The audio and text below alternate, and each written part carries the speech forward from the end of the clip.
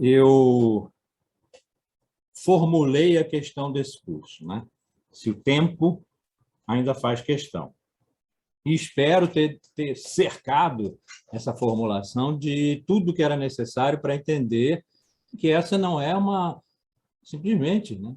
Pode servir para isso também, mas não é simplesmente uma pergunta que a filosofia precisaria fazer nesse momento.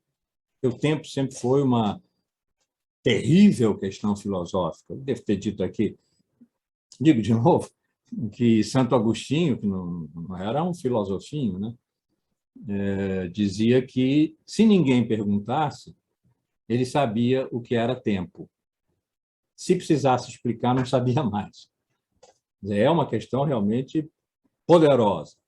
E podia ser, e pode ser mesmo, não sei, porque os pós-modernos disseram que a filosofia acabou, mas pode ser que essa pergunta, o tempo ainda é uma questão, possa ser simplesmente uma questão filosófica. Mas eu tentei, na aula passada, cercar por todos os lados, mostrando a nossa atualidade pandêmica, pós-verdade, simulacros e simulações e opiniões circulantes, narrativas, polarizações. Tudo isso vai sendo tratado ao longo do curso, mas talvez pudesse sintetizar em 2 lances assim o motivo pelo qual a pergunta sobre se o tempo ainda faz questão, ainda constitui uma questão, não é simplesmente uma pergunta filosófica. É uma pergunta ética, política, filosófica no sentido de que, entendo eu, ou bem a filosofia vem para a vida e cola nela e andam juntas, pela estrada que vai dar em nada, como cantou o grande filósofo brasileiro Gilberto Gil, né? Pela estrada que vai dar em nada, nada, nada, nada, nada, do que esperava encontrar. Ou seja, um futuro que está aberto. Sucede que essas duas que devem ir, então, de mãos dadas, a filosofia e a vida, onde, nessa caminhada, a vida é francamente regente e não a filosofia. Todo o trabalho longuíssimo da filosofia, da ciência, mas sobretudo da filosofia, tem uma duração mais longa, que é mãe de todo o resto. O trabalho longuíssimo que foi feito para manter a vida mesmo, vida real, vida dos corpos, vida dos órgãos, vida e morte real, né? Longe, porque aí estão os desejos, as necessidades, frio, fome, sexo, medo, tudo aquilo que, segundo a filosofia, praticamente todos os tempos, afeta a mente, a alma, aí onde se encontra a razão, que é onde se encontra, ou se procura, e com sorte se acha, a verdade.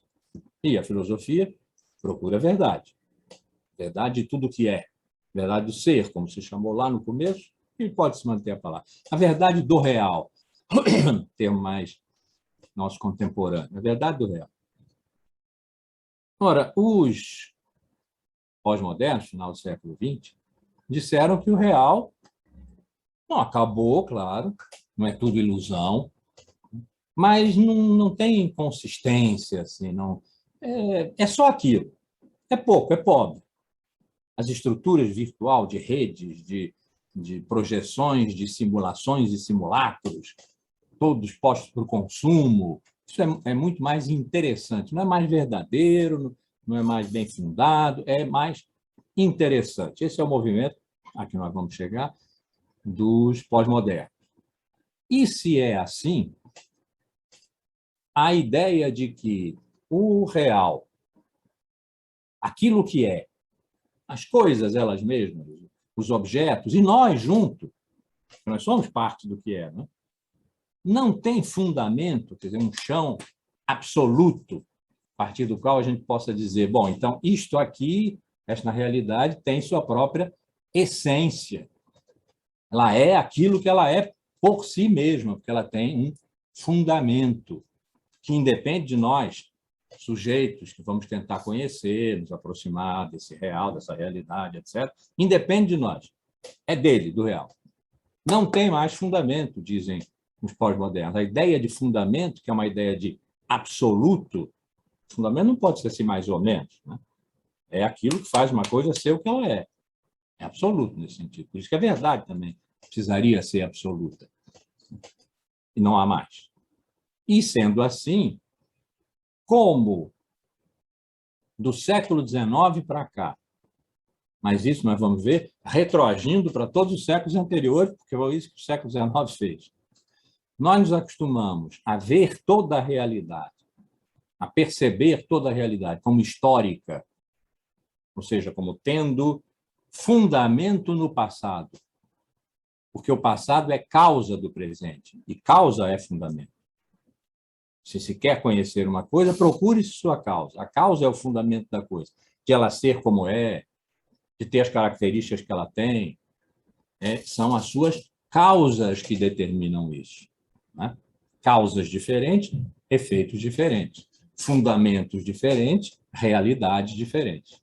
Ora, não é possível, disseram lá os pós-modernos, já tem 40 anos isso, não é possível que o passado determine o presente, porque o presente não funciona segundo uma relação de fundamento, de essência, funciona segundo formas de eficácia, de dar resultado, de produzir para um determinado efeito, para uma determinada demanda, para o mercado.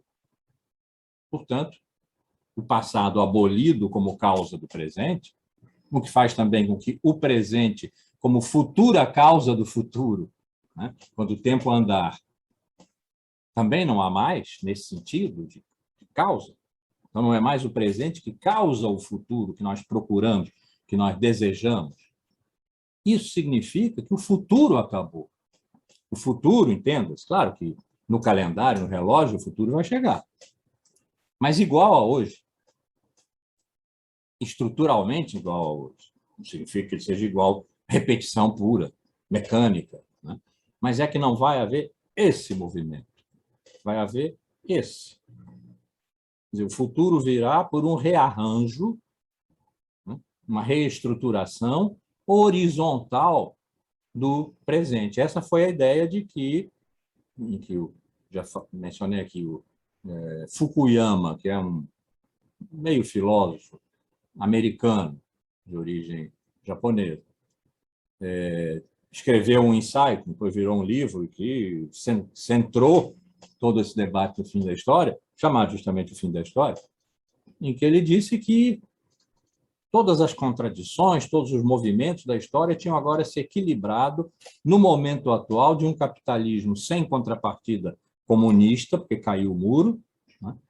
E essa estruturação equilibrada, embora tensa, precisando de reformas, claro, ninguém diz que não, chamada neoliberalismo, é o fim da história. Um dia a história tinha que acabar, né? Pensa lá ele. Pensou? Depois ele reviu isso um pouco. E pronto, acabou aqui, na estruturação neoliberal. Se é assim, e como nós estamos vivendo num momento de catástrofe, com aquele paradigma pandêmico de que eu falei, nós estamos vivendo num tempo suspenso, um presente suspenso, em que se morre. Vem a Ômicron aí, não sabe. Em que se morre, em que a morte apresenta a vida a nós. É o desafio da morte que nos faz viver nos escondendo, nos protegendo, como a Beatriz está se protegendo, porque ela está num lugar em que tem outras pessoas, né? Ela pode ir a esse lugar, mas ela tem que ir protegida. A parte inferior do rosto dela, que é onde está o sorriso, que é parte da nossa identidade, está oculta. Ela comunica as emoções pelos olhos. E isso estendam como modelo, como metáfora, como uma espécie de ética das máscaras, vamos generalizar isso, é o nosso presente. Então, o nosso presente é catastrófico. Pode-se sair disso, não se sabe como nem se. Né?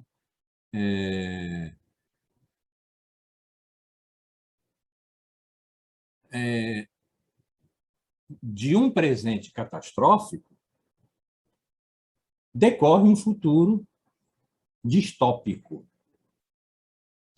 Então, todas as formas de utopia, que significa... Utopia ficou com um sentido muito negativo, né?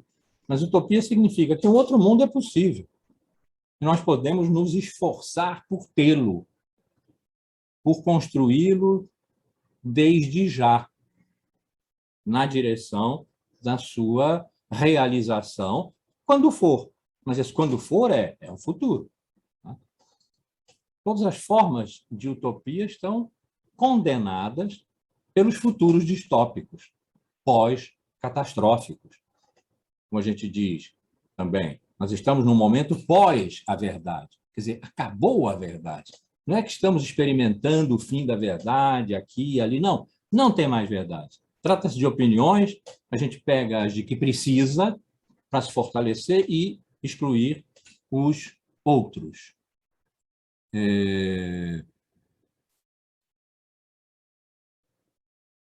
Esse regime de polarizações é alimentado, não pela verdade, porque a verdade está no meio, está sendo conversada, está sendo dialogada. Não, não há mais, é o que dizem. E é o que a gente experimenta em muitos setores das nossas vidas. Então, nesse regime polarizado, pegam-se opiniões e batem-se opiniões. É bater chapa, é bater palavras de ordem. Então, nós estamos num mundo que, do ponto de vista da busca da verdade, que durante 26 séculos sustentou a filosofia, e a filosofia sustentou o pensamento, inclusive o que adveio depois, as ciências, a ética, a moral, a política, eram todas partes da filosofia, foram se tornando independentes, se fazendo a física, a matemática, tudo era parte da filosofia, em busca da verdade.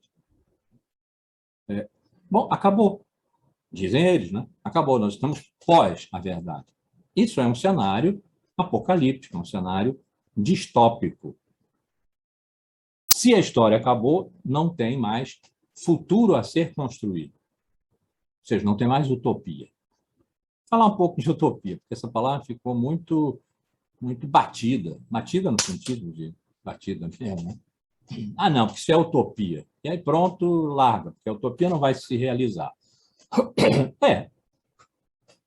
Uma utopia é um sonho, é um desejo de futuro.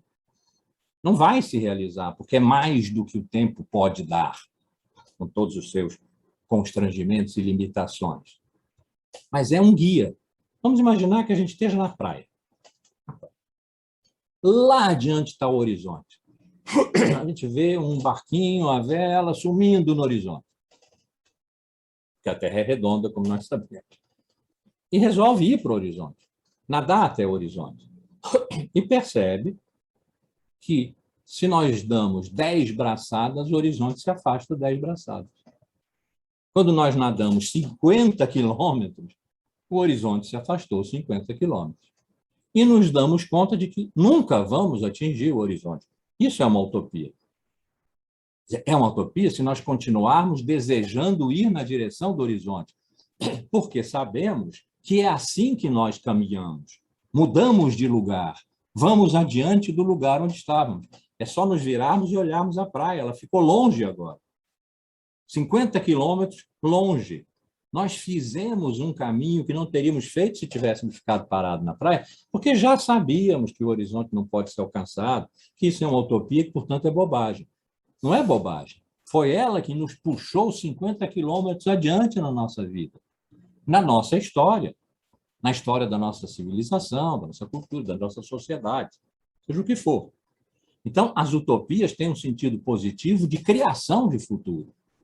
Os futuros que nós vamos criando enquanto vamos perseguindo um desejo, uma ideia, uma estrutura utópica, né? Os futuros são construídos pela busca, pela perseguição de uma utopia. Então, as utopias têm sentido positivíssimo Não são para dar de ombros, isso é utopia, que é o que se faz hoje. Porque nós estamos nos acostumando com os cenários distópicos de futuro, em livros, em filmes, e nas nossas convicções, por enquanto, talvez ainda superficiais, quem sabe a gente consiga mudar isso, trabalhar sobre nós mesmos, que é o grande trabalho da filosofia, trabalhar sobre si mesmo, para ser-se diferente, e recuperarmos algumas esperanças. A utopia fala de esperanças. Nós estamos em via de nos tornar desesperançados e, eventualmente, desesperados, o que seguramente não é uma boa maneira de viver. É péssima. Confronta com a morte. Não esperar nada, a não ser a morte, porque essa virá. Então, esse é um sentido de perguntar se o tempo ainda faz questão. É se há futuro. Se ainda há futuro. Agora, pense em outra coisa, que essa sociedade globalizada, é o nosso assunto de fundo, né, a globalização, essa sociedade globalizada, que é a nossa hoje, pós-verdadeira, pandêmica, distópica,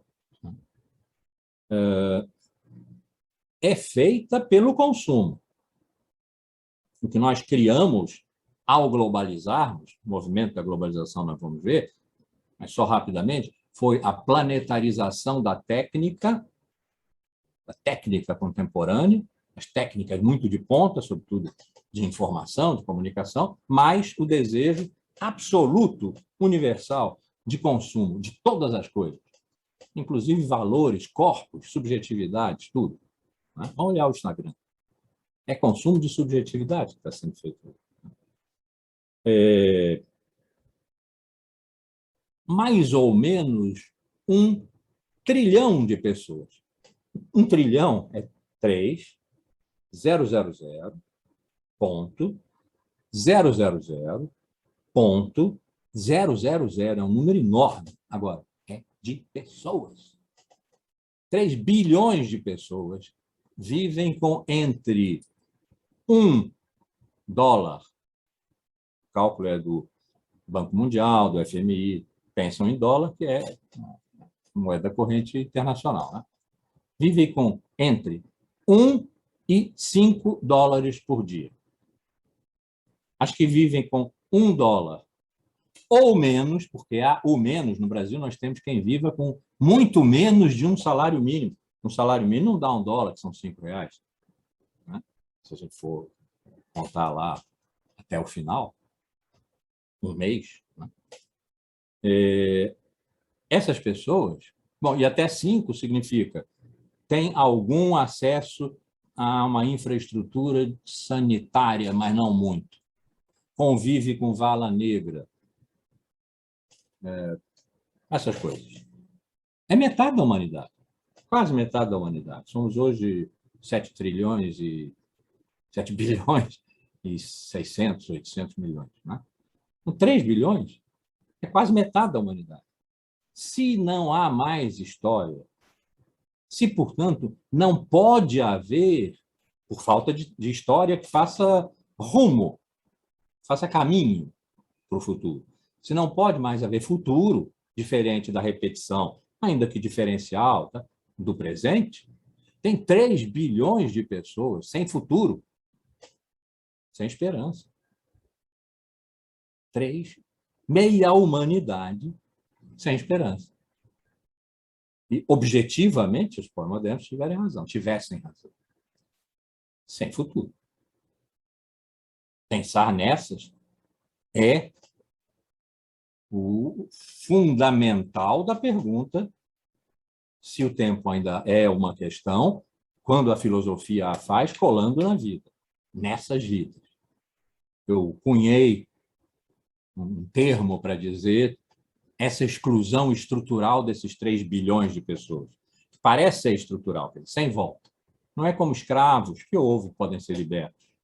Não é como servos da gleba na Idade Média, que se tivessem um certo excedente, né, podiam levar ao mercado e vieram a constituir a futura burguesia. Burguesia era o sapateiro, nada que a gente chama de burguesia hoje, mas era quem estava se tornando independente do senhor da terra. Os trabalhadores que vendem, alugam num mercado de trabalho, a sua força de trabalho. Podem fazer revoluções e transformar, ou obter, por lutas, etc., uma situação de trabalho extraordinariamente melhor do que aquela em que viviam, 18 horas de trabalho, com crianças de 10 anos trabalhando. Né? Essa exclusão, feita pela eficácia tecnológica, que essas pessoas não possuem, e pela força de consumo, que essas pessoas não possuem, parece estrutural. Parece que elas não vão entrar, que tem um muro ali que as impede de entrar. Isso é um extraordinário pavor. Isso é um escândalo. E é isso que move o pensamento. Foi o que Sócrates, nosso fundador, nos ensinou. O que move o pensamento é o espanto. Isso é espantoso. Que meia humanidade esteja fora do mundo. Que meia humanidade esteja fora da humanidade. E se não houver futuro, ficará. Então, por essas duas... bom, eu cunhei, então, o termo uma África de sofrimento. Não é para dizer que é só a África que está excluída. Tem na Ásia, tem na América, tem na Europa, tem na América Latina, tem na Oceania, né? Os excluídos. Mas a grande exclusão crônica, o continente da exclusão, é a África. Então, eu tomei a África como representante, como a gente diz, o pé da cadeira, né? Ou uma vela, para mencionar um barco, tomar a vela só.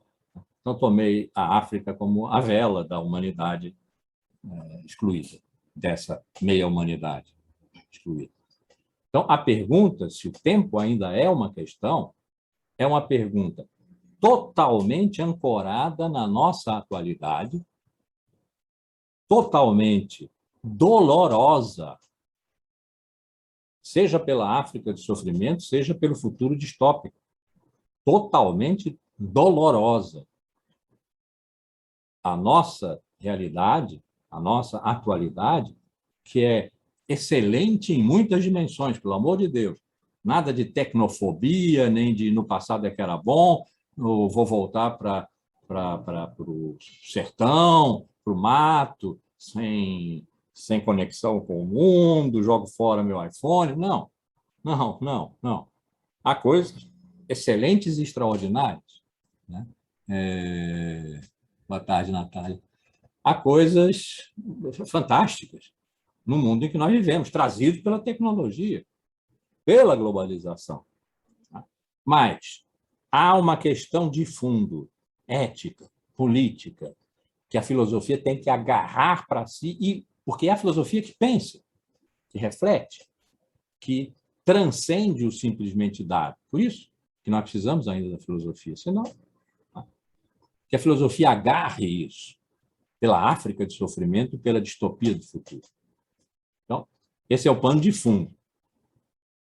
Se o tempo ainda se constitui em questão, se o tempo ainda faz questão, se o tempo ainda é uma questão. Bom, agora vamos entrar na aula de hoje. Nós dizemos tempo. É uma palavra só. Vale para tudo. Para o crescimento de uma flor, a gente diz que depois que ela é arrancada, vai durar um dia, 2 dias, não tem. Para a duração do universo. Está calculado hoje em 13 bilhões e 700 milhões de anos. Para a duração de uma vida. Estava tendendo a 100 anos. Uma vez eu li que a pessoa que vai viver 1000 anos já nasceu. Obviamente, tem tudo para ser uma fake news, mas o que se queria dizer ali é que o tempo da vida estava se tornando mais indeterminado do que já tinha sido. Aquele negócio de expectativa média de vida, que era um cálculo. Estava sendo, porque a pandemia, de repente, invadiu, né? Violada essa expectativa média. Nós estávamos excedendo as expectativas. Então, vamos botar 100 anos de uma vida. E por aí. Então, é o tempo, é aqui. é o calendário, que marca a passagem de quê? Do tempo. Então, nós só temos uma palavra redundante para dizer tempo. A palavra que nós temos é tempo. Tempo como medida, tempo como métrica. Então, quanto é uma hora?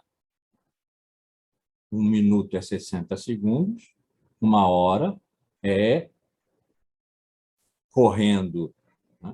um minuto é 60 segundos. Portanto, 5 minutos são 60 vezes 5, 15 minutos são 60 vezes 15, e assim vai indo até completar uma hora. É um cálculo, é uma medida, é uma métrica. O tempo para nós ficou sendo isso, e há muito tempo é apenas isso. Mas não foi assim o tempo todo. Lá atrás, na época mítica, na época em que havia centauros misturando homens e cavalos, ninfas misturando mulheres e águas, semideuses misturando deusas com homens, deuses com mulheres, em que o mundo era todo combinado por hibridações, por composições. Naquele tempo, são 30 séculos, é um bocado de tempo, mas bom, houve e durou 3, 4, 5 séculos. Depois foi preciso combater essas outras visões de tempo. Continuo usando a palavra pobrezinha, tempo, para falar dessas outras visões. Outras visões, outras experiências, experiência de habitação no tempo, ethos, experiência de habitação humana, se chama ethos. Então, um ethos do tempo, uma ética do tempo. No 10, 9, 8, 7 a.C., tinha outras qualidades. E não tinha métrica, medida, relógio. No século VI, essas outras intuições e experiências de tempo precisaram ser combatidas. É uma coisa que aconteceu lá no século VI que eu vou falar. Mas justamente precisaram ser combatidas. Foi uma luta. Até que nós ficamos com uma experiência só, acrescentamos a ela o logos, quer dizer, a razão, que mede, põe causa e efeito, que mede, e ficamos com a cronologia, com a cronometria. Única experiência. Mas, como eu disse, não foi sempre assim. Houve, e foi muito poderosa, porque era essa que mexia com os deuses, com a relação dos deuses com os humanos, né? Uma experiência, essa primeira aqui, Aion. Deixa eu botar um circunflexo.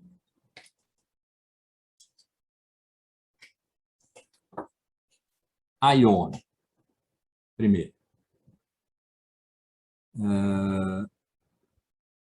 Eu vou botar primeiro em grego, experiência antiga, experiência arcaica, muito arcaica. Aion, Kairos, Cronos, de onde veio a nossa única expectativa em relação ao tempo, é que ele dure e possa ser medido. Ethos e simultaneidade. Nós vamos ver cada uma delas a que correspondia como experiência humana. O aion é o acaso. É aquilo que se dá inesperadamente. Heráclito, que foi um dos grandes pensadores pré-socráticos, século VI, ainda usou essa palavra, apesar do combate que os pré-socráticos deram aos míticos, e em torno dessas palavras, inclusive, mas não só, ele ainda usou essa palavra para dizer o que é tempo. O que nós traduzimos depois, num fragmento de Heráclito, tempo é como jogo de criança ao reinado, a palavra que está lá é aion. E o que quer dizer? Que um jogo de criança é sempre improvisação. Inventam-se as regras à medida em que se vai jogando. Não é a mesma coisa que um jogo que adultos fizeram para a criança jogar. Né? O jogo de criança, o reinado de crianças, crianças juntas jogando, brincando, né? É ao acaso. E ele definiu, então, tempo como acaso, como aion, acabou. Já, no próprio século VI de Heráclito, acabou.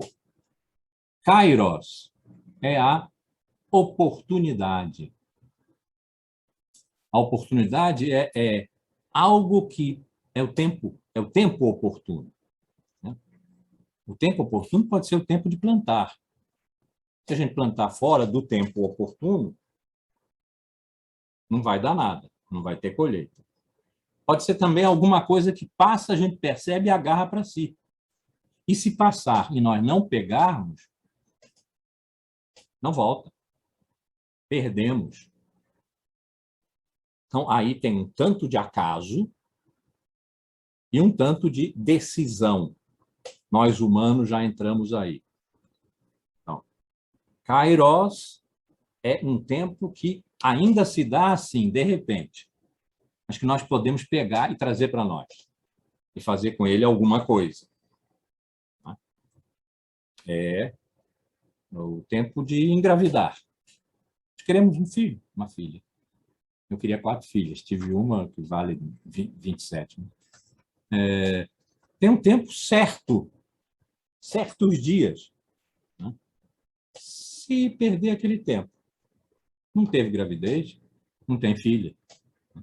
Então, é um tanto de acaso, um tanto de necessidade, um tanto de desejo, um tanto de pegar na hora certa, na hora oportuna. Cronos, que nós hoje medimos pelos relógios e calendários, né, é a duração. Não é a sucessão de segundos, é a duração, que pode ser longa, quando a gente diz que alguém tem uma doença crônica, significa que essa doença é longa, possivelmente incurável. Possivelmente matará essa pessoa, ela pode morrer de outra coisa, mas é longa, que tem episódios agudos, são graves, então. Mas ela acompanha a vida dessa pessoa. Ela é longa. Mas também se diz uma crônica de jornal. Vale um dia só.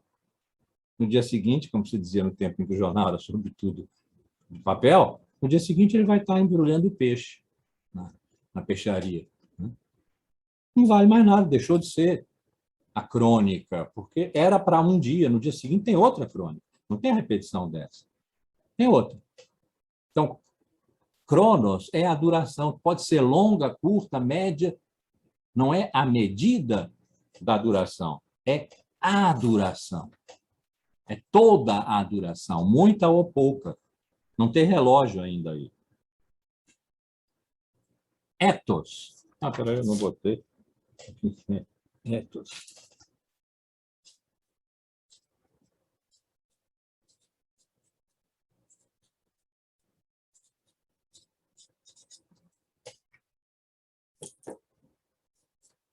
Ethos é a permanência. Parece duração, mas tem aqui uma decisão, por isso é que ethos veio da ética, né? A ciência, a arte, ou a atitude dos valores. Tem um valor na permanência, no não deixar passar. Por exemplo, alguém que ama de tal maneira que não permite que o amor acabe. Isso é uma arte. Eu tenho com a minha mulher, fizemos esse ano 50 anos de casados e acabamos de fazer 52 de namoro. Como deu certo, a gente comemora o namoro também. 52 de namoro. Nós não quisemos que esse investimento intensivo, essa intensidade, acabasse. Ela tinha tudo para acabar, por exaustão, por cansaço, por repetição, falta de imaginação. Não, nós insistimos, persistimos, né, em manter a tensão amorosa de tal maneira que chegamos a mais de 70 anos, não como amiguinhos, assim, que se fazem boa companhia na velhice, que bom, estamos envelhecendo juntos, não, como namorados, amantes. Né? Isso é uma persistência. é uma experiência de tempo, é uma vida, é uma experiência de tempo. O, é, um, é um lugar de morar, de ficar, um endereço, vamos dizer assim, vital. E que é valioso. Por isso é que, dessa experiência de tempo, em que um valor, uma intensidade, uma decisão de permanência está investida, gerou depois a arte dos valores, de como se comportar com os outros, a ética. Mas o radical da ética é esse ethos aqui, que é uma experiência de tempo, de permanência, a gente também podia chamar de demora, demora no lugar. Em francês, ainda tem uma lembrança dessa palavra. Se a gente perguntar a alguém onde ela mora, a gente pode perguntar a adresse, que é o endereço, mesmo, rua tal, etc. Ou pode perguntar no sentido de onde é que se caracteriza pela sua permanência nesse lugar quem você é. E aí a gente diz demeure, demora, em italiano, dimora. A sua demora num determinado lugar é o lugar onde você é. E esse é o lugar onde você está. É o lugar onde você mora, é seu endereço, sua adresse. Então, permanência, demora no lugar, demora na relação, demora como uma coisa boa, um morar que permanece longamente. E uma experiência, a da simultaneidade, é a experiência de que passado, presente e futuro pertencem um ao outro. Não são sucessivos, causais, e um está lá atrás e o outro está lá na frente. Símolo é o mesmo, ou é o semelhante, como em similitude, semelhança. Simulacro, que é um real forjado, construído tecnicamente, de tal maneira que lembre o real real. Símbolo. Esse Tânia aqui é o mesmo radical de faixa etária. Vocês têm a mesma faixa etária. Quer dizer, são contemporâneos, têm o mesmo tempo com uns com os outros. Então, simultâneo é o que tem o mesmo tempo, o que tem a mesma idade. Isso significou para eles, é a mais difícil experiência de nós refazermos, que passado, presente e futuro se rebatem reciprocamente uns sobre os outros, e no passado está o futuro, que no presente se dá como passado, então, enrodilhados, passado, presente e futuro. Isso era muito visível na grande arte, na arte épica, na arte trágica. Ela era feita para ser cantada em público. E quando era apresentada dessa maneira, os terrores, os amores, os medos, os heroísmos aconteciam de novo para aquele público. Não era literatura. A Ilíada não era literatura. Era a escrita do começo da Grécia, que, quando lida de novo, a Grécia começava de novo. Depois foi dividida. O passado ficou sendo atributo dos poetas, o presente dos legisladores e o futuro dos adivinhos, que a Grécia conheceu e honrou poetas, legisladores e adivinhos, como os 7 sábios da Grécia, né? Eram esses, já divididos.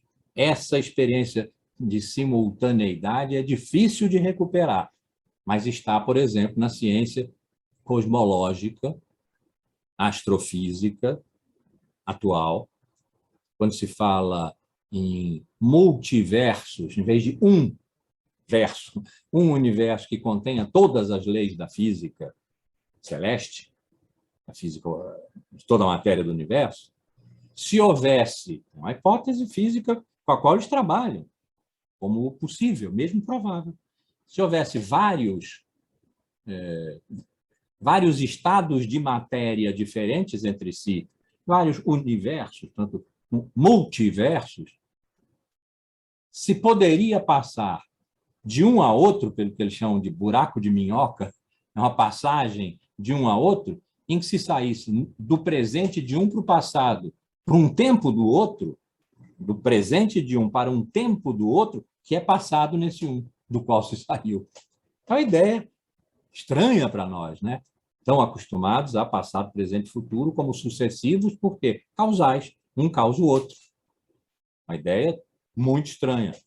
Mas o que ela significa é que não é uma fatalidade para nenhuma dessas experiências de tempo, palavra pobrezinha, tempo, comparecendo aqui para dizer coisas tão extraordinárias. Né? Não é obrigatório que a experiência que nós temos de tempo seja apenas a da métrica do cronos, quer dizer, da duração. Um segundo é uma duração. Um minuto são 60 durações de um segundo.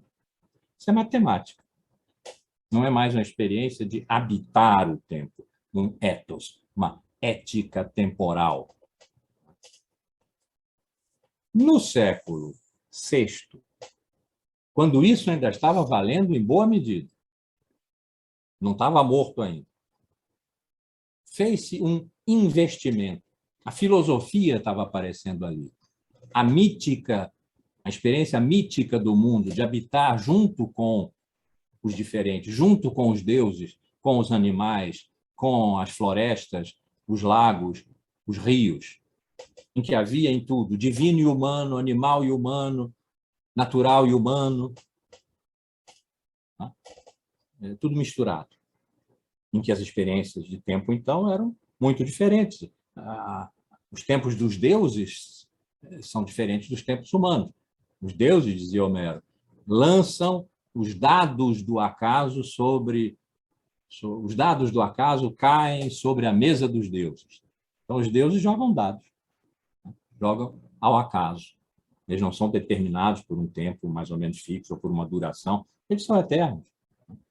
O tempo dos humanos é um pouco acaso, um pouco oportunidade, um pouco duração, um pouco permanência. Depende. E em cada caso se verá. Isso era muito múltiplo. A experiência mítica dos séculos X, IX, VIII, VII, né? O ethos mítico já era muito múltiplo. Como é que mistura deuses e homens, etc., e um centauro ao mesmo tempo é um homem, não é um homem, é um cavalo e não é um cavalo? Como pode ser e não ser ao mesmo tempo? Lá para os míticos isso não era um problema, mas no século VI veio a ser. Os gregos, penso eu, é uma hipótese indemonstrável, não tem arquivo para isso, né? Mas ela funciona bem, ela é consistente, então continuo usando. Os gregos se fundaram quando desejaram viver com as multiplicidades, com o haver de mais de tudo. De mais de gatos, ratos, sapatos, retratos, regatos, patos, né? E de tudo mais. De mais de deuses, de homens, de lagos, de montanhas, de rios, de florestas, de desertos. De mais de tudo que pode nos afogar, a nós humanos, pode nos liquidar a nossa diferença. É de se ter temor às multiplicidades, mas, ao mesmo tempo, elas são sedutoras, elas são desejáveis, elas são belas, elas são leves e pesadas, né? E, portanto, amor e temor foram o equilíbrio muito difícil que o Ocidente veio procurando, que os míticos talvez tenham conseguido melhor do que ninguém, mas a porta para eles se fechou, não está mais aberta para nós. Não sei no futuro, se houver futuro, se o tempo ainda for a questão, quem sabe. E depois, cada vez, o temor foi pesando mais e a balança se dissimetrizou daquele ponto de equivalência de amor e temor, das multiplicidades, do caos, da demasia, né? E o temor foi pesando mais, e o amor se tornando mais leve até poder desaparecer. No século VI, esse processo de desequilíbrio Aparentemente, foi aí que começou. O que um filósofo, que nós devemos chamar de filósofo, embora depois, 2 séculos depois, o grande Aristóteles tenha condenado como não filósofos esses Tales de Mileto, Tales do Teorema de Tales, Pitágoras, Heráclito, Parmênides, gente gigantesca, ele condenou como não filósofo. Uma hora dessa, se a gente passar por lá, eu digo por quê. Não são filósofos. E por isso é que ficaram sendo chamados de pré-socráticos. Vieram antes de Sócrates, que esse sim foi, finalmente, ele, o mestre de Platão, por sua vez, mestre de Aristóteles, o fundador da filosofia, 2 séculos depois. No século VI, esses que eu vou chamar de primeiros filósofos, eles merecem, podem ter pensado assim: olha, os míticos deram um jeito de organizar um pouco a multiplicidade, a dispersão, fazendo essas hibridações. Mas não é possível que algo seja e não seja ao mesmo tempo. Isso é uma aberração.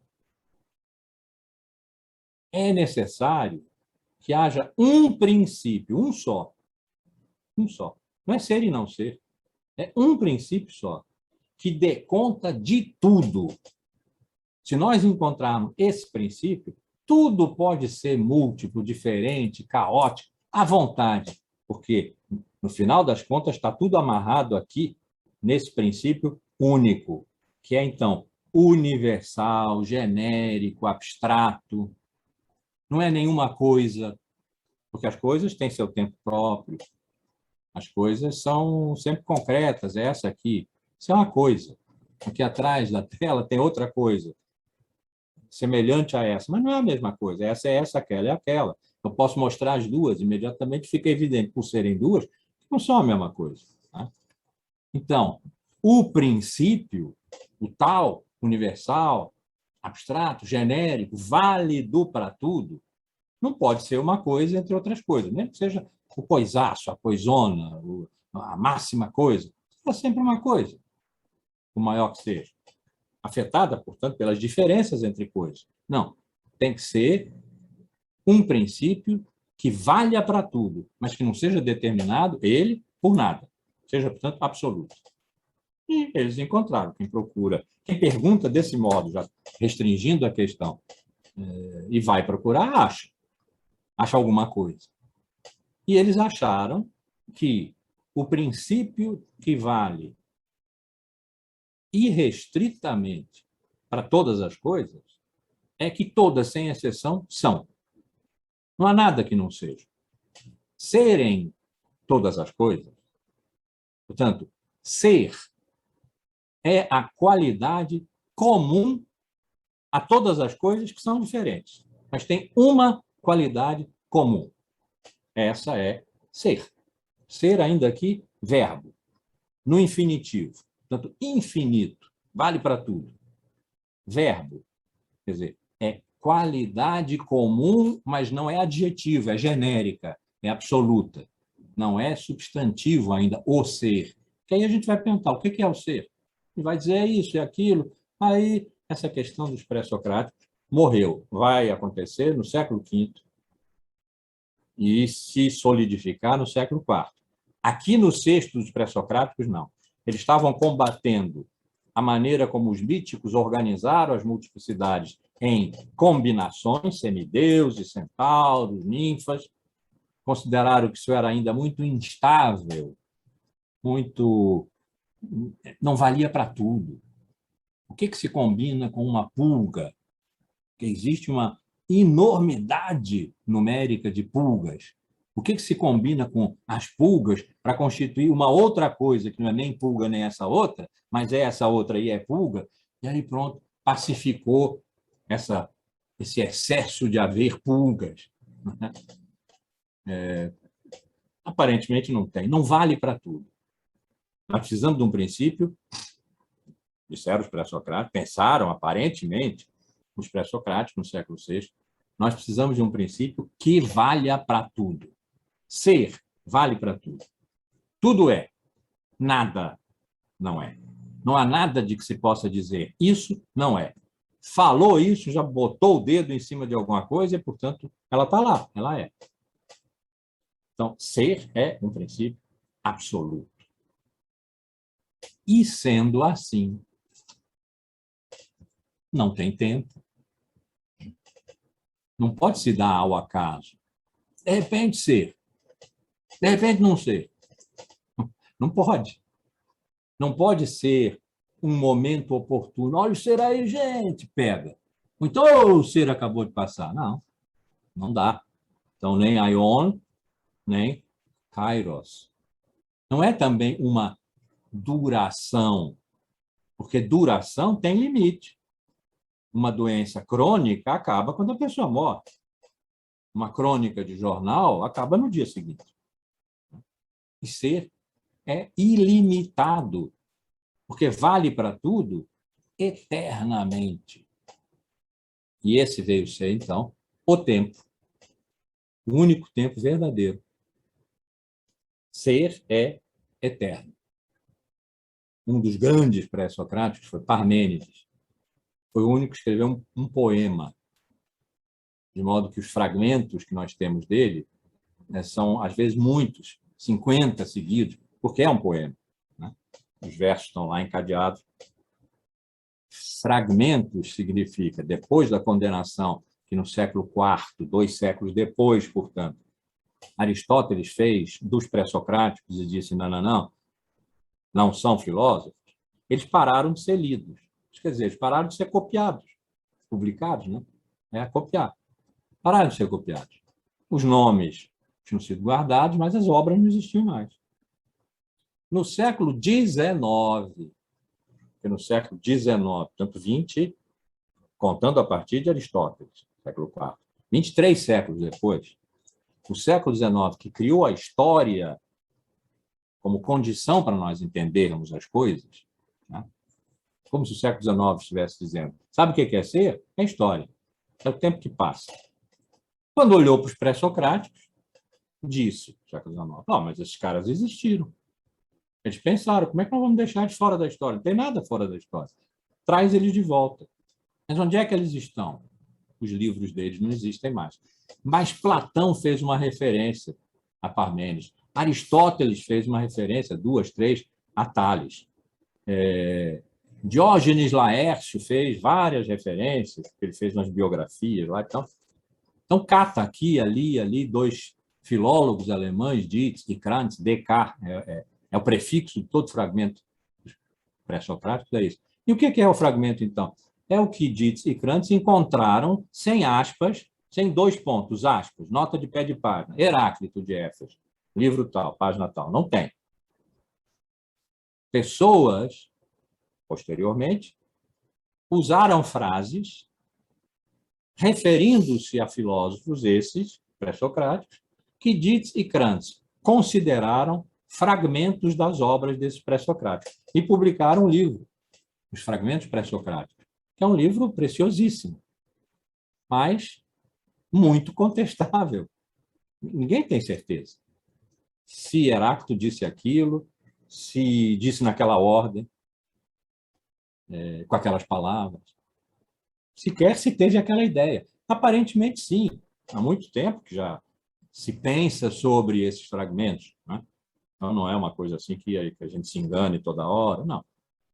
Mas, só para explicar o que é fragmento. Parmênides tem uma série de versos em que ele caracteriza ser, a qualidade comum a tudo. Ser. Ser não pode ter começo, diz lá um verso. Porque se tivesse começo, de onde viria a ser? Que antes não teria sido. Ser pode vir de não ser? Não, claro que não pode. E para onde iria ser se ele tivesse fim? Ou seja, se ser fosse uma duração. Para onde ele iria? Quando ele deixasse de ser para não ser? Ser pode ter origem em não ser e destino em não ser? Não pode. Porque nada não é. Então, não vamos procurar origem e não vamos procurar, como ele chama, perecimento. Fim, morte. Ser não nasce nem morre. Ser é a qualidade absoluta universal, sem tempo esse que nós vemos passar, nosso tempo. Ser é eterno.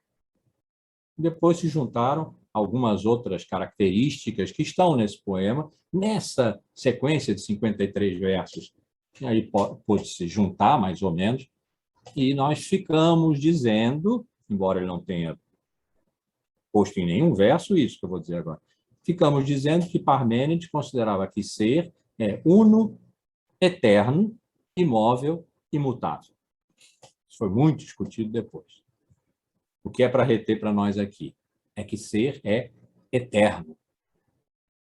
Toda passagem de tempo que nós percebemos.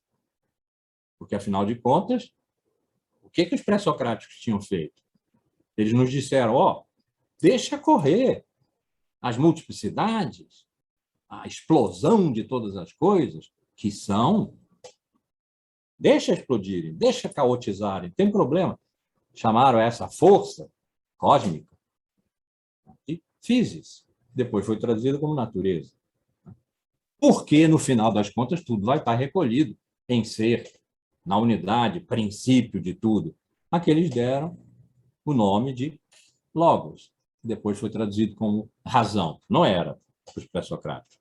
Era a força cósmica de expansão do muitos e a força cósmica de recolha no um. Tudo é muitos, tudo é um. Pensou lá Heráclito. Quando o seu opositor, Parmênides, opositor, quer dizer, Platão, que 2 séculos depois olhou para eles, os viu como 2 escolas diferentes e opostas. É possível que eles tenham sido complementares. Um pensando mais em physis, Heráclito, na força de expansão e de multiplicação, tudo passa, tudo flui, ninguém entra 2 vezes nas águas do mesmo rio, isso Heráclito teria escrito. E o outro, Parmênides, pensando mais em logos, na fixidez, no que não passa, no que é um ser, que é eterno. Vieram depois os filósofos, Platão, Aristóteles, e viram que tudo passa. Os pré-socráticos não tinham escamoteado isso, eles disseram, não, tudo passa mesmo. Mas o que fica no que passa, isso é ser. Todas as coisas são o que fica. O que passa não é o que elas são, é o que elas vão sendo, vêm a ser, devêm, deixaram de ser. Mas isso aí não é o tempo verdadeiro. O tempo verdadeiro é ficarem. É, portanto, eterno. É a eternidade. Mas não dava para não tratar do tempo que passa, porque a gente vê passar. Nós passamos. Nascemos, crescemos, viramos adultos, fazemos coisas extraordinárias, escrevemos todas as obras de Aristóteles, depois de Aristóteles morre. Foi e não foi. Não era, veio a ser, deixou de ser, voltou a não ser. Mas esse não é o tempo verdadeiro, disseram Platão, Aristóteles. Esse não é o tempo verdadeiro. Esse não é para ser levado em consideração. O tempo verdadeiro é a eternidade. O que a gente faz, então, com esse tempo que passa? Vamos cuidar dele. Mas vamos mostrar o que ele é. Ele é uma decadência. Ele é um chulé da história, da filosofia. Ele é o mais baixo que pode haver. Aristóteles disse isso. O sentido que percebe a passagem do tempo é o mais baixo sentido humano. E a isso ele associou a memória. Porque a memória é que retém a passagem do tempo. É pela memória que a gente se lembra de um tempo que já passou. Então, ele arrasou a memória também. A memória era das coisas mais importantes na cultura grega. A memória era uma musa, portanto, inspiração das artes, das ciências, da religião, de tudo, eram as musas. A mãe das musas era a memória. Mnemosine era a mãe das musas. A memória era a mãe de todas as artes, de todas as ciências, técnicas, poderes. Para Aristóteles, já não. Século IV. Muito perto dos pré-socráticos, né? E dos míticos ainda. Século IV. Não. A memória nos mostra um passado. É isso que está na memória, é o passado. Ora, o passado significa que algo que estava aqui deixou de estar. Isso não é ser. Já era, já foi. Não é ser, porque ser é a eternidade. Então, o sentido, inclusive a memória, que percebe a passagem do tempo é o mais baixo sentido humano. Quando ele teve que ser um pouco mais positivo com o tempo, ele disse: o tempo é o número, foi a palavra que ele usou, mas a gente pode, algarismos, o número, mas a gente pode traduzir por a medida. O tempo é a medida do movimento entre o antes e o depois. Bom, o antes vem antes, portanto, seria passado. E o depois vem depois, portanto, seria presente. Só que, entre o antes e o depois, sendo o antes causa e o depois efeito, esse é o pensamento essencial de Aristóteles, pelo qual ele desqualificou todos os pré-socráticos que não pensavam em termos de causa e efeito. Eles se pertencem, de modo que a causa pertence ao efeito, o antes pertence ao depois. O depois, porque é efeito da causa, né, pertence à causa. Então, não há aqui um passado em si mesmo que deixou de ser, que ficou não sendo, e um presente em si mesmo que daqui a pouco vai passar e deixar de ser. Não. Existe uma relação necessária. Quando se diz necessário na linguagem filosófica, significa que não pode deixar de ser. Obrigatoriamente é. E só pode ser desse jeito. Não tem variação. Então, a medida, aí nós aprendemos medida, né? Relógio. Régua. A medida do movimento, porque a natureza é movimento, para Aristóteles, entre o antes e o depois, entre causa e efeito, que é o que determina as coisas, essas que são, essas físicas, não metafísicas. Metafísico, que está além do natural aqui, dado a multiplicidade das coisas que são, é ser. Ser está para além da physis, é suprafísico, quase posso dizer sobrenatural. Sobre está para meta, como natural está para físico. Né? Então, sobrenatural e metafísico tem quase o mesmo sentido. Ser é metafísico, não é afetado pelo tempo. Seu tempo é a eternidade. Agora, as coisas não. As coisas são afetadas pelo tempo, mas não são afetadas no sentido de que passam e acabou. E vão para o passado e acabou. Não. Elas são medidas. As coisas são medidas segundo causa e efeito. E isso salva as coisas de vagarem no tempo e não serem, virem a não ser, como pode. Né? As coisas, no tempo, são salvas pela relação calculável, medível entre causa e efeito, no positivo. No negativo, o sentido que percebe a passagem do tempo é o mais baixo sentido humano. E a memória é um lixo, porque percebe as coisas que já não são mais, percebe não ser. Não pode. Platão, que quando pensou ser, pensou as formas puras, não as coisas, não isso aqui. Isso é uma coisa. Né? Uma coisa. Mas essa coisa é, no pensamento de Platão, é uma cópia da forma pura alto-falante. Então, existe uma forma pura, vazia, como se fosse um modelo do qual isso aqui é cópia. Se fosse uma xerox, tem lá a página verdadeira e aqui está a página copiada. Modelo e cópia, acho que pode ser uma boa explicação. O modelo é independente da cópia. A cópia não, ela depende do modelo. O modelo é absoluto e vazio. Ele não é um alto-falante. Todos os alto-falantes se explicam porque pertencem, copiam, é a palavra de Platão, copiam aquele modelo. O modelo alto-falante, o modelo homem, o modelo camisa, o modelo lama, que era a coisa mais vulgar para ele, porque ele se perguntava, será que existe modelo até para lama? A esses modelos, formas puras, etc., ele chamou ideia. sem I. Isso complicou demais na nossa cabeça, porque a ideia é uma coisa que a gente tem na cabeça, na cachola, no cérebro, né? A ideia de Platão não é isso. Ideia é a palavra grega para dizer forma. Forma na sua absoluta pureza, sem conteúdo. Elas são, essas formas, copiadas. Então, isso aqui é uma imagem da ideia alto-falante. Isso pode nos parecer estranho hoje, né? Mas isso entrou na cultura cristã, por exemplo. Deus, o criador de todas as coisas. Tudo depende do criador, né? Então, não é uma ideia espantosa, assim. Tem as ideias puras e suas cópias, que são suas imagens. Ora, as imagens são, evidentemente, um grau de afastamento da ideia. A ideia aqui tem 1, 2, 3, 4, 5 alto-falantes que copiam a ideia alto-falante. Cada um deles é uma cópia. As cópias são diferentes. Tem diferenças entre as cópias de cor, de tamanho, de peso, do que for.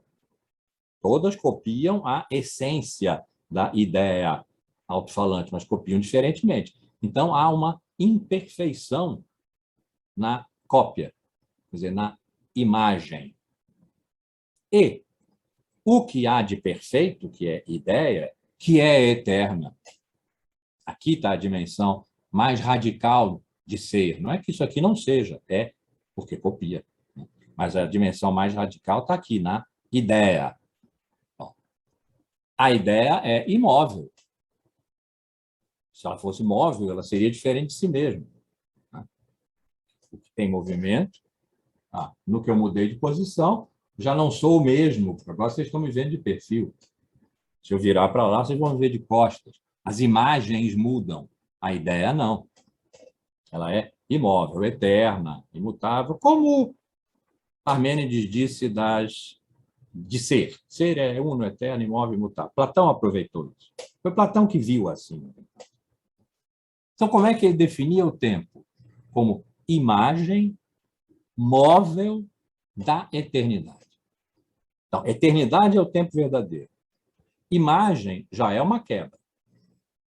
E se eternidade como tempo verdadeiro é imóvel, imagem móvel é uma segunda quebra.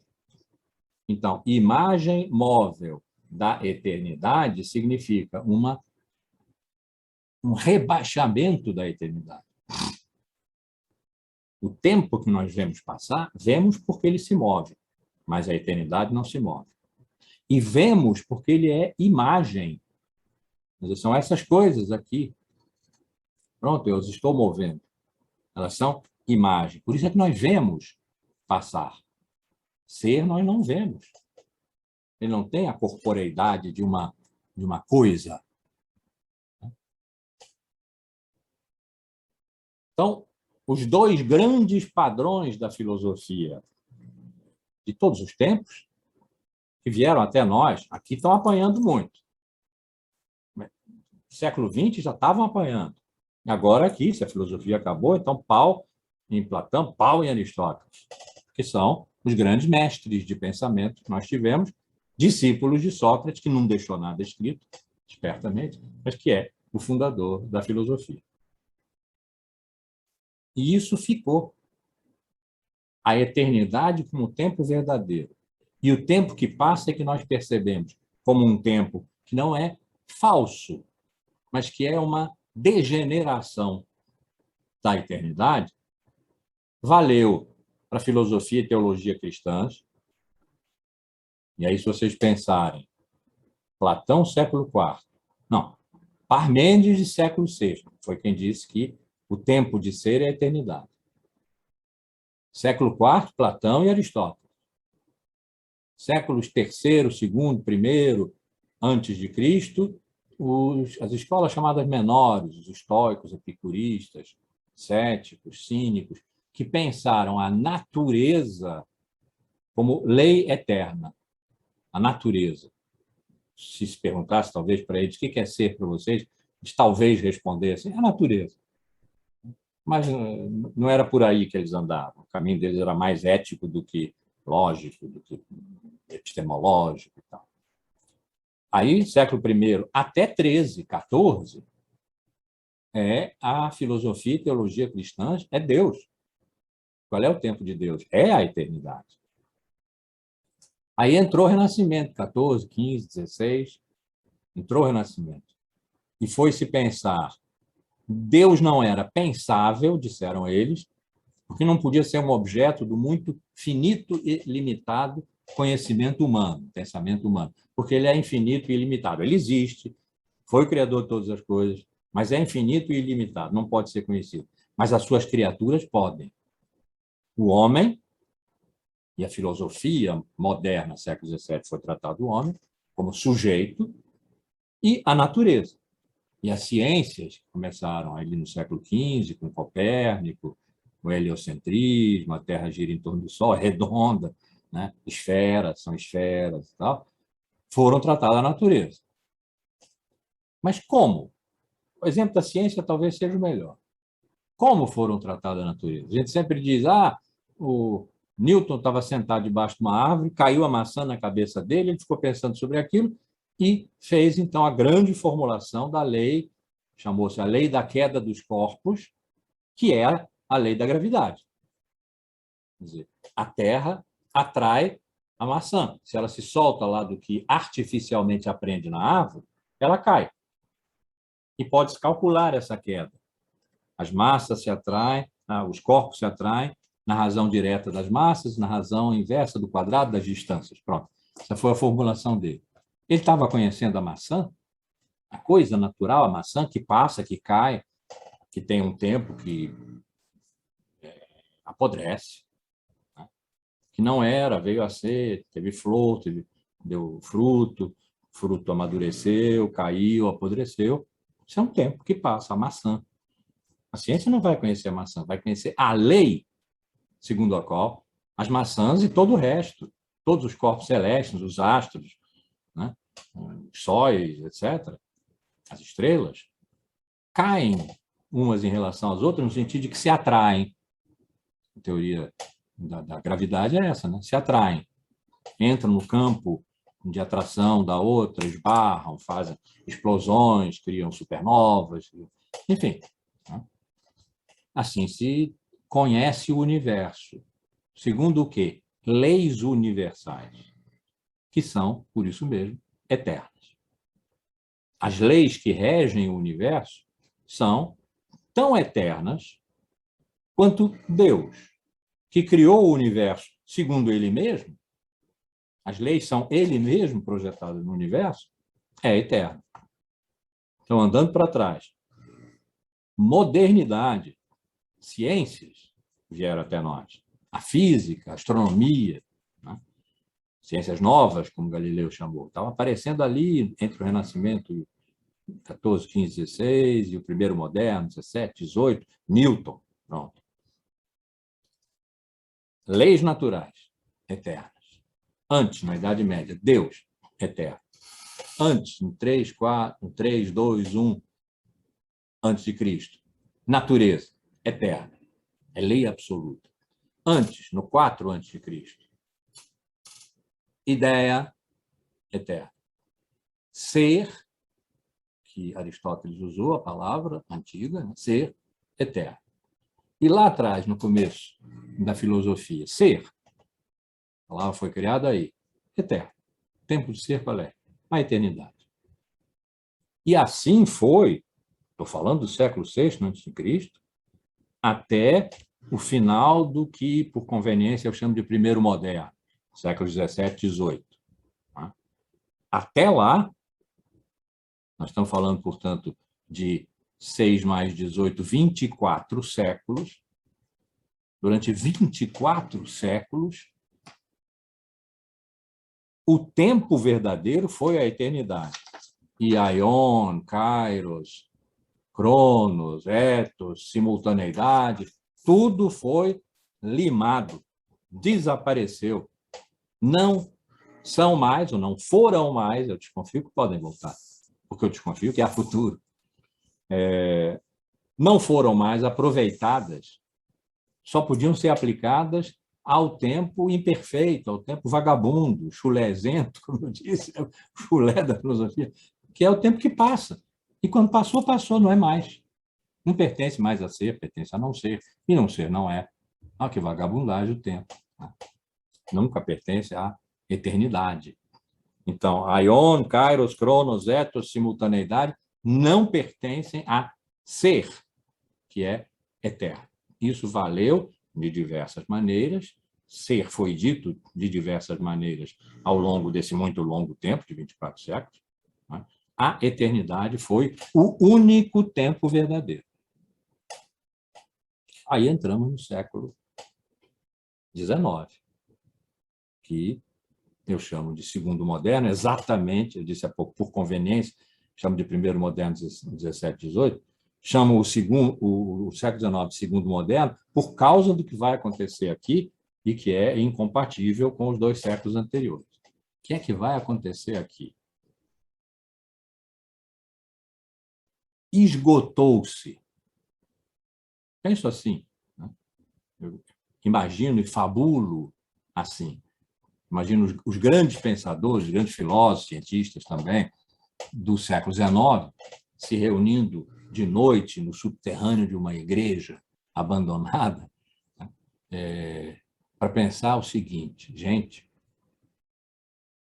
o negócio veio vindo, veio vindo, veio vindo, lá de cima, ser, ideia, já foi uma caída, o ser de Aristóteles, a natureza dos estoicos, epicuristas, já foi uma caída. Deus é grande, Deus é grande. Mas Deus é algo. Ele não é aquele ser pré-socrático. Ele é algo, porque ele faz coisas. Ele é o criador do mundo, portanto, ele é causa. E o que é causa é um algo, é alguma coisa. Pode ser definida. Ser lá não pode. Ele é eterno, ok. Está grande. É eterno. Mas não tem aquela altura de pensamento do que os pré-socráticos pensaram e ainda estavam um pouco em Platão, um pouco em Aristóteles. Agora, não. Deu uma queda aqui. Muito respeito, Deus é fantástico e tal, mas ele é eterno, é o que nós queremos, esse é o tempo verdadeiro, mas ele é algo, diferente dos outros algos. Ele é o maior algo, é o algão, mas é um algo. Teve uma queda aqui, não teve? Depois, de repente, é sujeito? Ser é sujeito ou é lei? Abstrata, sim, é bom que seja abstrata, mas serve para as coisas, serve para a maçã que caiu na cabeça do Newton. Né? E sujeito? Sujeito quem é? Sou eu. Foi isso que Descartes, fundador da filosofia moderna, fez. Ele disse, não se trata de o homem universal, a ideia de Platão de homem, não. Trata-se de indivíduo. E indivíduo, o que não pode mais ser dividido, é o homem, no mínimo, é como um átomo, não pode mais ser dividido, sou eu. Eu, 00375055991, um CPF. Sou eu, René Descartes. O resto eu deduzo. Certeza eu só tenho uma. Eu sou, eu existo, penso, logo existo. Caiu demais, hein? Pensa lá no século VI a.C., ser absoluto, eterno, imóvel, imutável. Agora, René Descartes, pequeno, ficou pequeno, né? O que a gente pode fazer? Aí, imagina, Nietzsche, né? Disse, olha, mas não aconteceu que Platão, lá no século IV, escolheu Parmênides entre os pré-socráticos para completar a fundação da filosofia, que seu mestre Sócrates tinha dado o pontapé inicial. Ele não olhou para Parmênides e disse, esse aqui compreendeu que ser é eterno. Eu vou bolar isso aqui, as ideias eternas e tal, não vou repetir Heráclito, não dá mais, passaram 2 séculos. Mas vou escolher como patrono. Heráclito, não. Heráclito, não. Heráclito, eu vou associar, Platão disse isso várias vezes, aos sofistas, que vieram no século V e disseram que não tem verdade, tem nada, tudo é caos. A bagunça daquele momento. Foram grandes filósofos, mas apanharam por todo lado. Então, Parmênides. Aí está aqui no século XIX, Nietzsche diz, vem cá, e se a gente desse assim, uma prisão provisória para o Parmênides com tornozeleira, deixa ele lá, e libertasse Heráclito, que Platão tinha prendido. Ele não fez nada ainda até agora. Quem sabe ele nos tira desse embaraço. E Heráclito foi o que disse que tudo passa.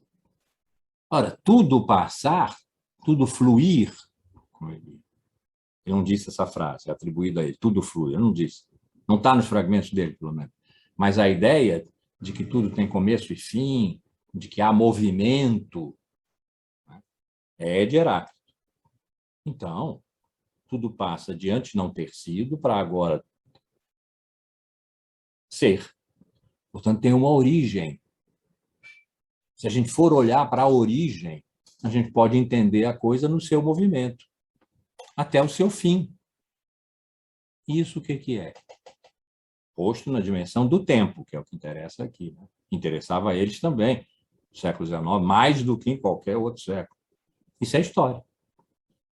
Se a gente olha para qualquer coisa do universo, há uma flor arrancada para dar para a namorada e pôr num vaso, que vai morrer logo. Né? Tudo tem uma origem e tem um fim. Entre essa origem e esse fim corre um tempo. Esse tempo é a sua história, a história dessa coisa. Então, o século XIX inventou a história. Não é que não houvesse história antes, é que não era a referência, porque o tempo que passava era uma vagabundagem. Né? No século XIX, não. O passar da história é que passou a valer. O que vale não é o eterno, não damos mais conta disso, de Deus, do ser, da eternidade, não damos mais conta disso. Nós queremos saber do fluxo do tempo, de onde veio para onde vai. É um rio que flui. Heráclito usou muito essa metáfora do rio. É um rio que flui. Onde estão as suas cabeceiras? A sua fonte? Para onde ele vai? Onde ele vai desaguar no mar? Se nós formos capazes de descrever isso, e isso é um tempo, sabemos o que é esse rio. É o Nilo, é o Amazonas. Ficamos sabendo. Então, o século XIX inventou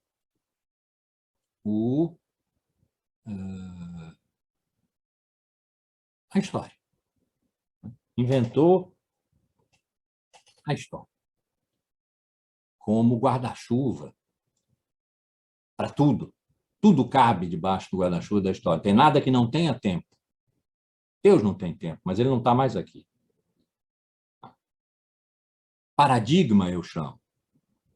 Paradigma é a palavra grega para dizer modelo. Mas ela dá uma impressão de ser mais abrangente. Porque o modelo pode ser uma coisa pequena. Um aeromodelo é o modelo de um avião. Está aqui, a gente pode mostrar, é um modelo. Não, o paradigma cobre tudo. Tudo que é, no século XIX, é segundo o tempo que passa. Olha aqui, revira a volta. É segundo o tempo que passa. O tempo que passa significa tudo que existe flui para o passado. O passado vai ficando cada vez maior. Essa é a qualidade do tempo.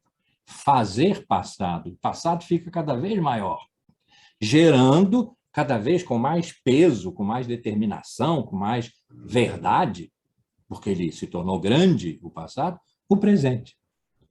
E nesse presente, forjado pelo passado, se anuncia um futuro. Porque o passado faz um presente, mas tudo passa. De modo que esse presente também vai fluir para o passado.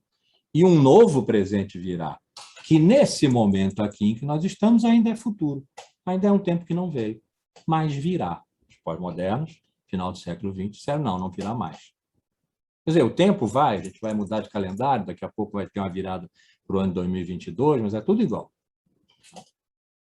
Então, o século XIX fez essa coisa extraordinária, de que eu vou dar uma melhor notícia para vocês na próxima aula. Na próxima aula eu vou falar ainda um pouco do século XIX para mostrar que houve dois modos de entender o tempo. E, nesse sentido, dois grandes representantes do século XIX, que teve notáveis filósofos e cientistas, porque o século XIX foi o século em que a ciência, de repente, chegou no trono da verdade. e tentou desbancar a filosofia. E conseguiu. Mas depois, no meio do século XX, fez lá uns rearranjos.